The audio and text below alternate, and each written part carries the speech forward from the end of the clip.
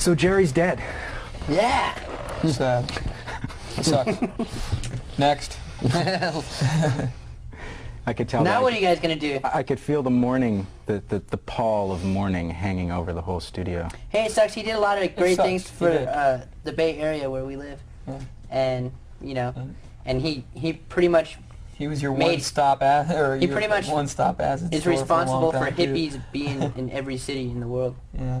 No matter what you like to think, I guess he was an incredible cultural catalyst. He was a hippie maker, and Amazing painter. he was. And whatnot. And enough. Anyway. So in the last sort of 6-7 months since you finished the tour, you've been making babies, making a new record, and I'm getting tired just thinking about it. How's it going?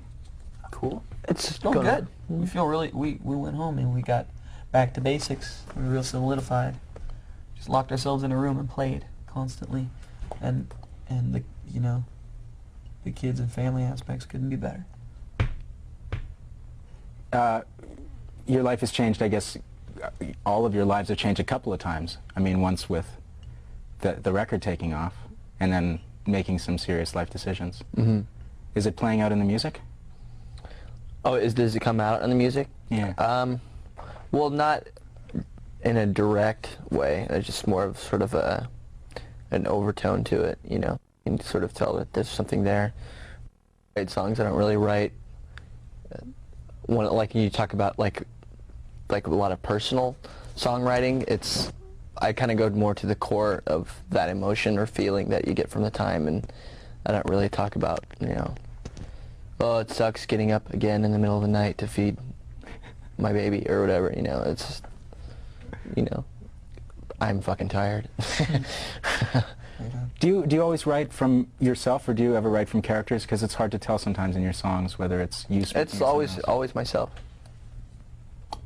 Now, we haven't had a chance to hear the new record because you're not even finished it yet. Mm-hmm. But That's right. we found some lyrics sitting around. Okay. Mm-hmm. Did you video them? No. You honest? Yeah. Okay. Now we got 10 takes. We're recording you, by the way. Oh, that's good. We like to be recorded whenever we're recording. Can you describe for us what changes are taking place in the Green Day thing? Well, the last record sort of had more of an apathetic overtone to it, and this one is sort of on the brink of self-destruction, kind of near insanity and stuff like that, and kind of borderlines. That there's a lot more songs that are about places on this record, like a song like Stewart in the Avenue and Tightwad Hill, and people too, like characters. Characters. Is there? I thought I detected some. Well, the first song is about someone going. That's not like a sequence. What? That's not a sequence that you read. We don't know what you mean when you say first. Oh, song. I see. Well, the first song that I saw. I mean, it's kind of weird just reading lyrics. What was Do you it? What did start it say? from the left to right or the right to left? I always start from right to left, mixed brain dominance. Can't help it. What was the lyric? Let's take six.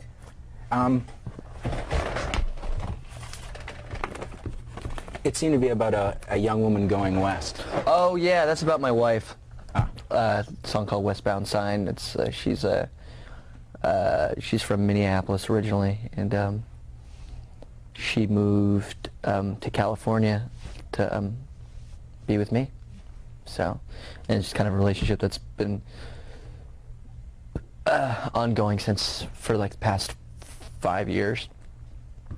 And there's a song about a kid waiting for his parents to die. Yeah. Or her parents to die. Yeah. It's a song called Brat. Yeah. It's basically exactly what you said. It's waiting for your parents to die so you can get your inheritance, you know. Sort of like the rich little brat sort of standpoint, which eventually my kid will probably be singing the same song eventually. So. Is there any way you can actually put your finger on how your lives have been changed, or how yourselves have been changed by? I mean, the last year of your life has probably had more changes in it than anything that came before. I have more party gowns now. I mean,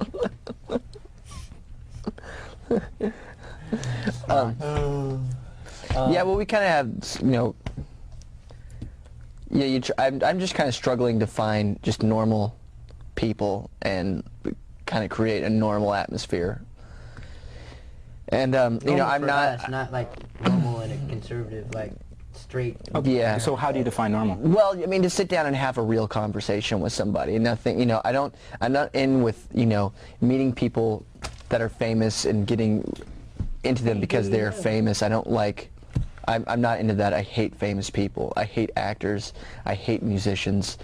I just... Yeah, normal, being, is, I you know what normal is to you, yeah. and you gotta look for that.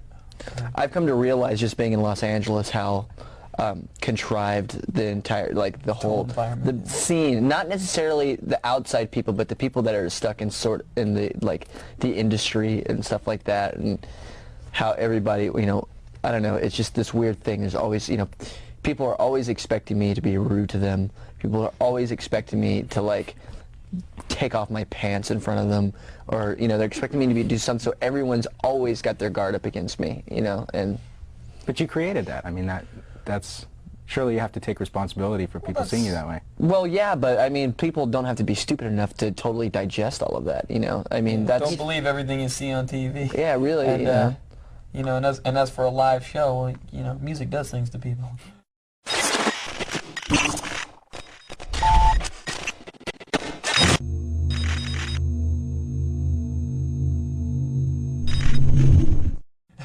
I guess that's a function of our culture, too, that you get a snapshot of someone and then you make the whole person about that one image. Yeah, yeah. I mean, there's different sides of the coin, you know? You know, we're all pretty tough. It's not always tails. We're all pretty tough, but, like, not as tough as, like, you know, people, like, crushed against barricades and stuff, like 14-year-old girls and stuff. Those are the tough ones. Those are toughest people. We're pretty tough, though, you know. You can punch us. We lift weights. We do that shit. We like it. Constantly. I love it. I love it. Hang glide. We have boner fights. Boy, that's tough. Creates hell of a mental picture, huh? So why are you so rude and obnoxious on stage? That's just the way I feel natural when I go on stage, you know. I open my mouth and out it comes. we're kind of that way to each other when we practice too, a lot. I mean, between the three of us, I mean, we're always doing something sort of evil to each other, you know. If you miss the sensitive, don't hang out with us. Yeah, people that don't know us, like, and they like be like, God, they trip out. Like, yeah, sometimes we can. Mean. Yeah, we can't. Sometimes we're not the most sensitive people in the world. By far. But at the same time, we'll always give you a back massage if you ever have a torn ligament. Is being rude to the people that come to see you play, masses of them. Mm-hmm. Are you treating them like a friend, like a member of the band, and being like that a way? family, like a family member, not like a brother, like not like you're always like, hey, welcome home, my brother, come in, let's have a sandwich. It's like, what's up, you know? Well, it's more like, you know, my theory hey. is before you insult someone, you have to earn their trust first, you know, and it's like, you know, I don't really have an example, but you go out on stage and, you know, I don't know, ask them if they really like it here, and they're all, yeah. I was like, well, you know what? This place sucks, blah, blah, blah. Let's go up, and I don't know, you connect in different ways.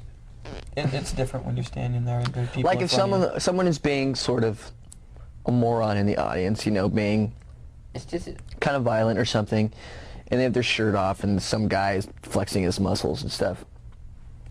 You go, okay, come on up. Yeah, come on, guy. Yeah, come on up. He comes up on the stage. All right, time for you to sing a song. Bust into like Iron Man. Iron Man, or like, Rocky, you know, like a hurricane. you know, he goes up on like stage expecting to make this, you know, everybody think he's cool, but in return he just makes a complete ass out of himself. Meanwhile, we're like complimenting him on his nice pecs. And yeah, stuff, you know, we're like, well, his nice haircut. pectoral muscles. Well, people love deserve those wings. to be, you know, treated like idiots if they act like idiots.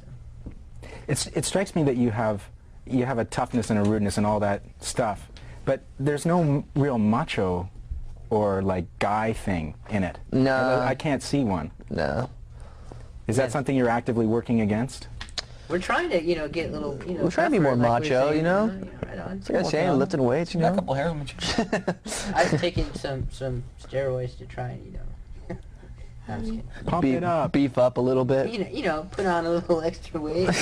I figure if I get big enough, somebody can shoot me and it'll bounce off. I don't think we're capable of being macho, to tell you the truth.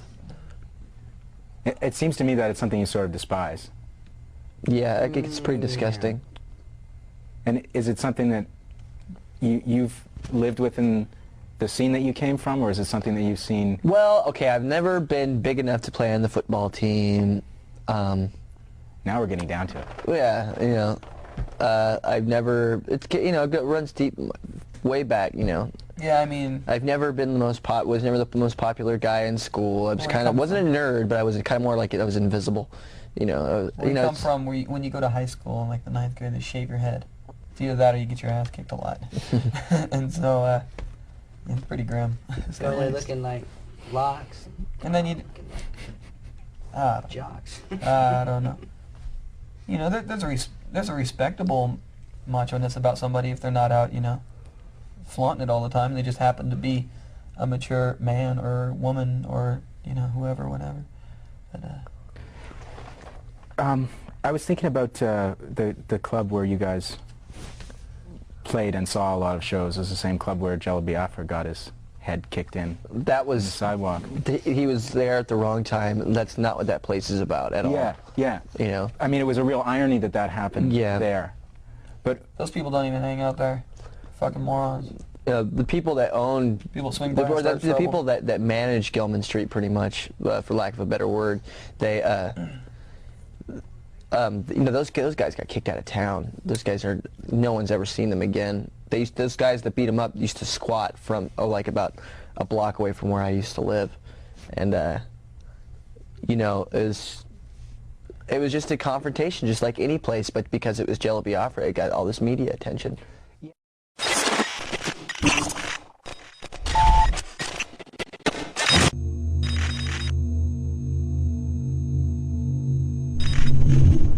But what I was thinking about it was that people were reportedly chanting "Rockstar, Rockstar" and "Sellout." It was just like whatever, like the shit. Is that crap? Sure. That's crap. Because I was thinking about this in terms of you guys, like because you've taken the same kind of heat from some people. Mm-hmm.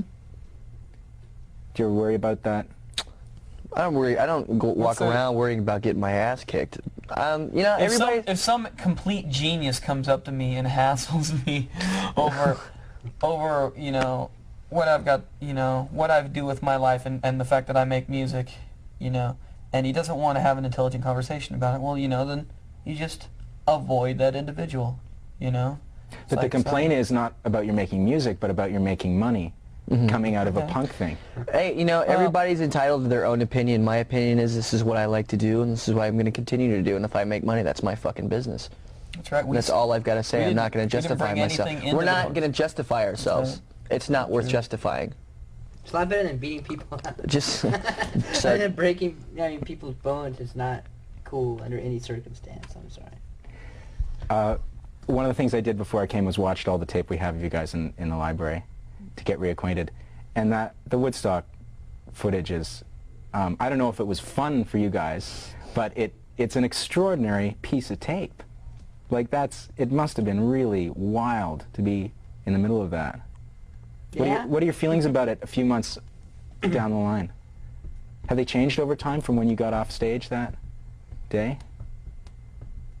Or what was your experience of that? Because I'm watching you guys, the mud is flying, and you're playing. It was just another gig, man. We just went in, we played, and we left, and it was kind of fun. It was kind of neat. It was total anarchy for a little bit, but it was, in all honesty, it was just another day on our tour, and in the midst of a bunch of other crappy shows. We played kind of badly. We didn't play. It wasn't the greatest performance as far as just our musicianship was concerned. But it was the same gig we've always played, but just with a lot of mud. And we went in. We were skeptical about it. We had a good time. We had a bad time. It was just sort of this weird. We didn't really know. I'm just opinionless about that the thing. I mean, it'll stand out in my memory for the rest of my life. That's for sure. I just remember how small Billie and Mike looked from the drum kit, and just how it's like ridiculous it seemed. Just like, wow, this is a really, really big stage, isn't it? It's like ridiculous. Yeah, You guys, it was like the biggest barbecue that the world ever had. you guys have a single that's being played on the radio in, at least I know in Toronto right now, called J.A.R. Do you want to tell me a little bit about it? About the song? It's a song about a friend of ours named J.A.R, and that's about it. Well, yeah, I mean, he died in a car accident about 3 years ago. It's like, I don't know, it's kind of a song I wrote about coming to terms with his death, you know, and how it relates to my own mortality. That's it. The lyrics at the end talk about the sort of struggle between being responsible and needing to get it together to have a life, not being able to just piss away your time, but at the same time, while you're young and free, just wanting to. Yeah. Is that how you feel about where you're at right now? It's just how I feel about life, you know. You live your life the way it suits you best, and it's best for the people around you. You know, it's even better for the people around you, because then you're more at ease, and it just, that's your way of giving to the world, is by being what you are instead of being something else, and just fucking things up. Yeah, I mean, it's, you know, I mean, it's like taking advantage of much of the time that you have in this life and stuff. So you know, if that's taking lots of drugs, watching television, having a conversation, or drinking lots of coffee, yeah. You know. Or snorting instant coffee.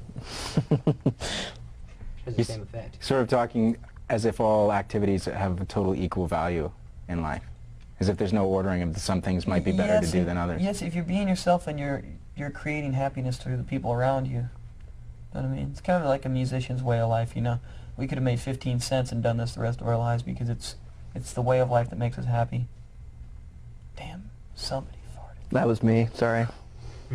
Too bad you can't get farts on video, because this one's really good. It would be like, you'd see like all green. You'd win like the award for like broadcast of the year. Well, there was a scratch and sniff movie. You can't do that while we're interviewing, man. I just had a burrito, sorry. That's a fresh air finally. This is more like what I expected. Whoa. I'm very grateful that you had the You social pass grace, gas the on? social. Well, I'm downwind or upwind or something. I'm not getting affected at all. How about you, Matt? I don't think there's. I'm not feeling very well. You're all up there. What's up? Feeling lightheaded.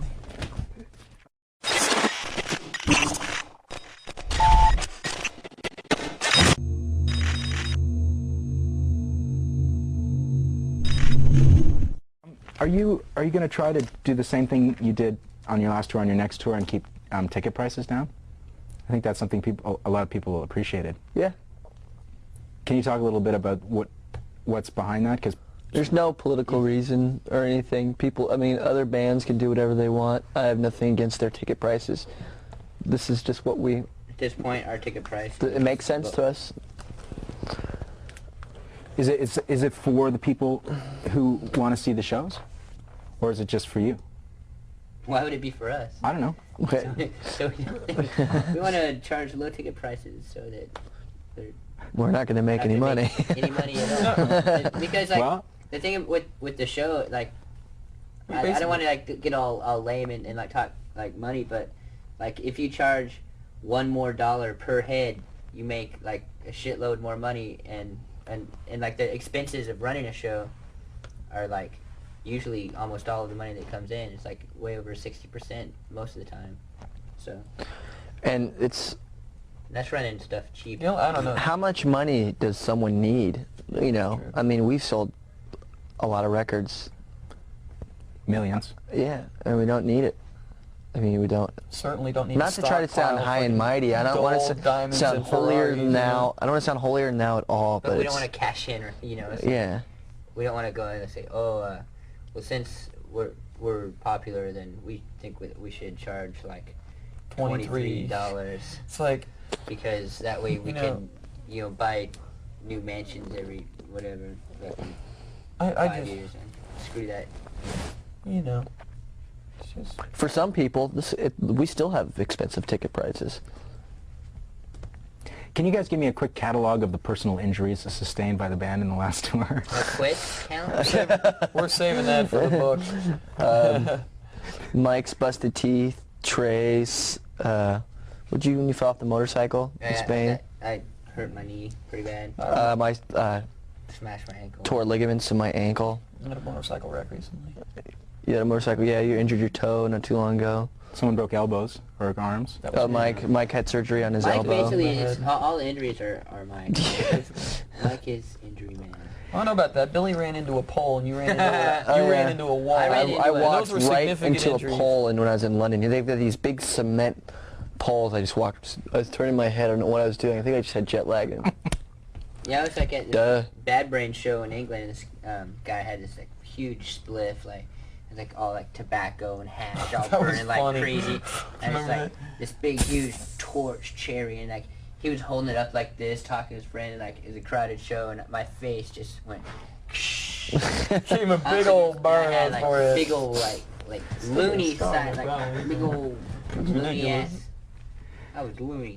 So the follow-up question is, how do you plan to keep your bodies intact the next time you go out on the road? It doesn't matter, man. If it breaks, it breaks, you know? It was meant to be. Is that still your attitude? Yep.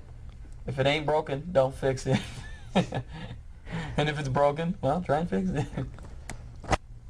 So you don't really care too much about personal injury? I worry about my physical condition constantly. That'd be like Perfect physical specimen. we sure don't like to shower, and we sure don't like to shave, and we sure don't like to like sit in one place for too long. So I don't know. We just like Sometimes we're I'm not sorry very I have to shower. hygienic. We have terrible Once a week. hygiene, right, guys? Pretty much. No argument there. We don't have very good hygiene, and we don't keep like good cares of ourselves in the sense of like we do stupid shit like I don't know, human Zamboni, Human Zamboni. like barbecue, fucking drop a no, I don't know. We like to hang out on roofs. Yeah. So this is something you plan to pass on to your children? Oh, no. Well, wait a sec. Do as I say, not as I do. Yet. Oh, what's that Eric Clapton tune? Never mind. I was this close to being really tacky. But how Like can... cocaine, right? That's the one you're talking about? Yeah. Okay. No, this is a serious question, though. I mean, how can you continue to be complete and utter hammerheads and not expect your kids to see that as the way that an adult should act? He's going to have his own way of acting, and there's no way in hell that I can be totally responsible for that. You know, I wouldn't necessarily say my mother was responsible for the way I act. You know, my mother didn't, you know, do any of the things that I've done. You know, I don't know. I mean, the worst thing he could possibly do is turn around and become a Republican fucking accountant or something, you know, or else a hippie. But, you know, Jerry Garcia's not around anymore, so we don't have to worry about that now, do we, boys? No, Jerry Garcia, what a guy. Just that made it all right. Oh, man. What do you guys think of UFOs? I'm into it. I believe in UFOs. Unidentified flying obstacles. I believe I see those at all the shows. Usually it's a shoe. UFO man, that band Or like, is pretty That good. band Somebody's is tired. happening. I went to a UFO concert. Fucking, they opened for Yes one It was time. Yes, UFO, BOC. It's right around when Bryan Adams started coming out, man. Yeah, man. I believe in UFOs, sure. Ever seen I one? got one. I got Nope. a 63 Mars Galaxy UFO with the primer gray. Never seen one. Probably never Windshield. will. Ever get stage fright? Every time I play. Yeah, every day. Seriously? Every time I see a Even- stage, I run and cower. Yeah, That's you know, true, it's, you Come do on, know, you guys you're- have played every huge show But it's still, every show is totally scary because the crowd's always different. So it doesn't matter. You gotta think there's like, you know, like Woodstock, 300,000 people, 3 of us, 300,000 people, 3 of us. You know, they. What do they expect us to do? You know, and then you get up there and it's quite a bit overwhelming sometimes. Yeah. Throw mud, take off your pants. So then basically, the best thing you can think to do is to get them fighting amongst each other, and then they'll ignore you. Hey, wait a minute, shut up! He called you a jerk! Did you hear that? The right side called the left side dumb. That doesn't know. We just say, they said that they believe in UFOs. Oh.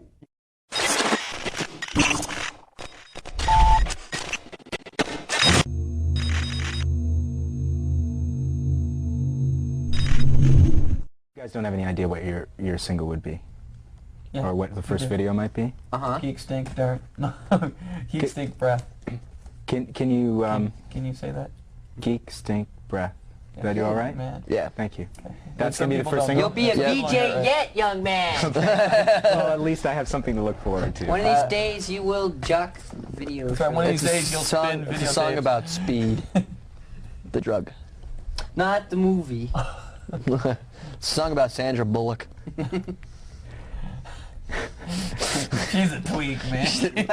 She does so much coke, man. This woman's got a classic nose. Yeah. Booger sugar all the way, man. Is there any special pressing reason to write about speed? It's write Everybody we know is It- on speed. Yeah, it's really around. I don't know about other places, but where we probably. live, it's the drug of choice, and because it's cheaper than cocaine, it lasts longer, and It's cheaper than beer, man. yeah, Ounce for ounce, yes. and it's a really gnarly drug, and I've kind of watched people get themselves eaten alive with it, and I've I dig it. done my share of it, wouldn't exactly call myself an addict or anything like that, Twitch. but hasn't consumed my life. But it's an ugly drug, and what a perfect thing to write a song about. Thank you.